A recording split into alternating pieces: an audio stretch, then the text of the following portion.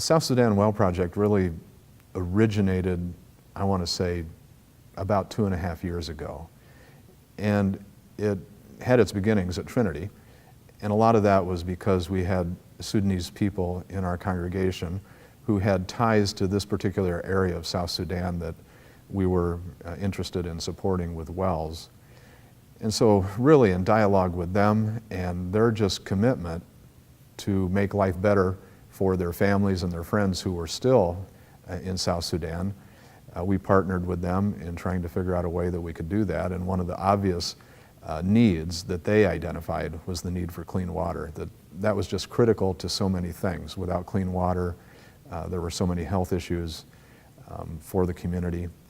And also just would allow the community to become more self-sufficient because water was such a labor-intensive thing to have to be carrying water, and a lot of times the water that they were getting was unclean water, which caused health problems.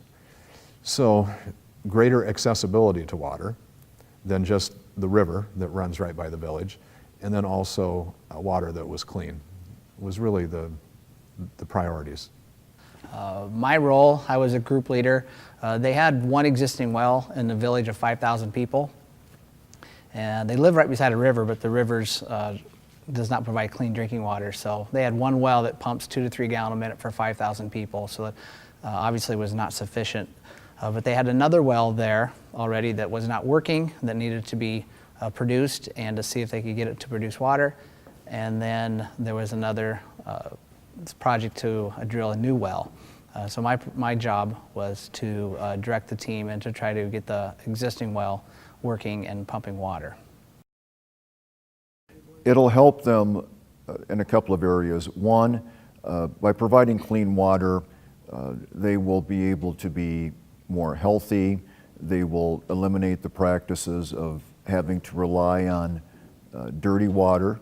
Number two, a number of the male villagers were learning how to drill wells along with some of the more skilled people on our team. So they were developing those skills so that they could not only do that themselves someday, but in other parts of South Sudan, and also pass on those skills to other villagers. Several of them were going to be attending well drilling school, and consequently in time and once they get certified, they'll be able to drill wells not only in Old Fangak, but throughout the whole country.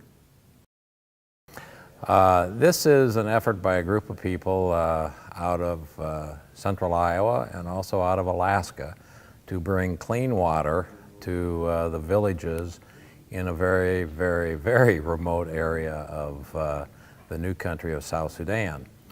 The villagers are primarily recently returned from refugee camps that have been established by the United Nations during the war between the North and South.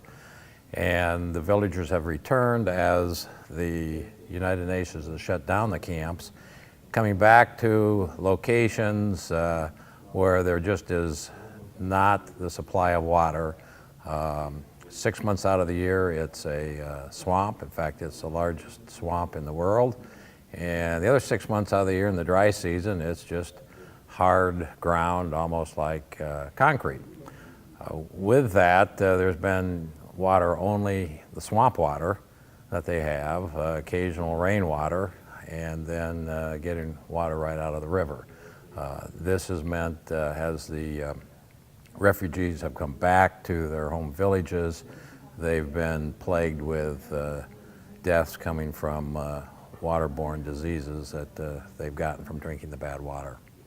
So with that, in Marshalltown having a strong contingency of Sudanese refugees, we decided to help them. Really, from the moment we landed, it's like we were a part of that community, and we weren't a group of 7 people from Iowa. We could have been one of their members of their community living there for years. They were just so welcoming of us, and they were appreciative of everything that we were doing.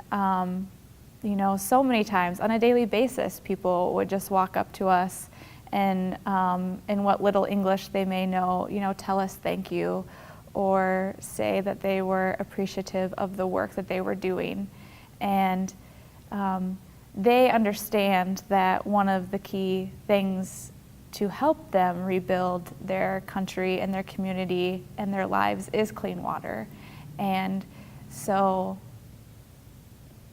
because they realize how important that is, I think is one of the reasons why they were so appreciative, because they really viewed as what we were doing as a gift to them so that they could continue to rebuild and move their country forward as they move past the Civil War.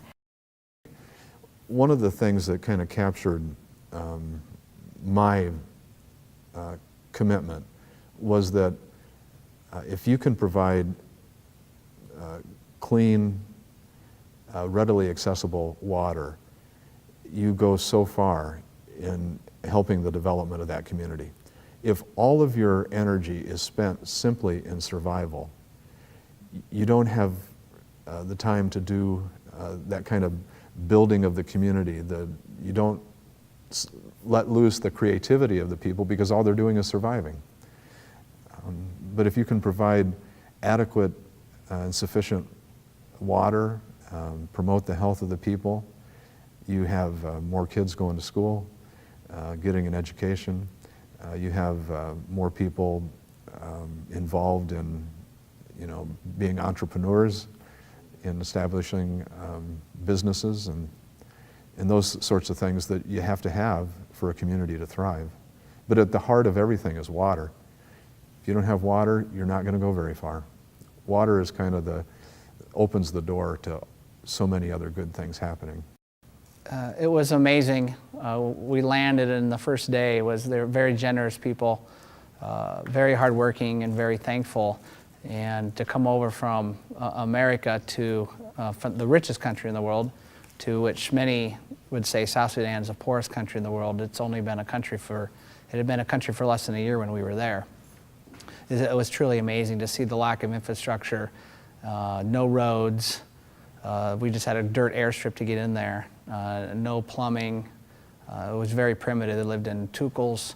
And for me, it was just a real eye-opener in how thankful that I should be and how thankful that the people of America should be to what we have. And it's also, I don't take things for granted near as much anymore.